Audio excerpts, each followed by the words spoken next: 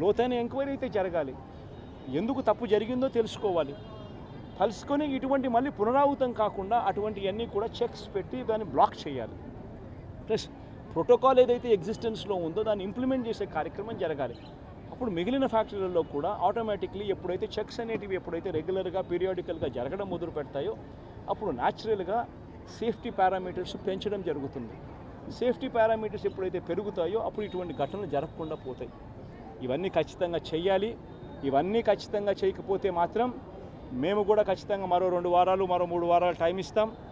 మరో 3 వారాల తర్వాత కూడా ప్రతి ఒక్కరికి కూడా హాస్పిటల్లో ఉన్న వీళ్ళందరికీ కూడా చనిపోయిన వాళ్ళందరికీ కూడా కాంపెన్సేషన్ విషయంలో చంద్రబాబు నాయుడు దగ్గర నుంచి స్పందన రాకపోతే మాత్రం ఖచ్చితంగా వైఎస్ఆర్ కాంగ్రెస్ పార్టీ బాధితుల తరఫున ధర్నాకైనా కూర్చుంటుంది. అవసరమైతే జగన్మోహన్ రెడ్డి స్వయంగా వచ్చి కూడా ధర్నాలో పార్టిసిపేట్ చేస్తారని కూడా ఈ సందర్భంగా ఖచ్చితంగా ఈ ప్రభుత్వాన్ని హెచ్చరిస్తూ తెలియజేస్తాం.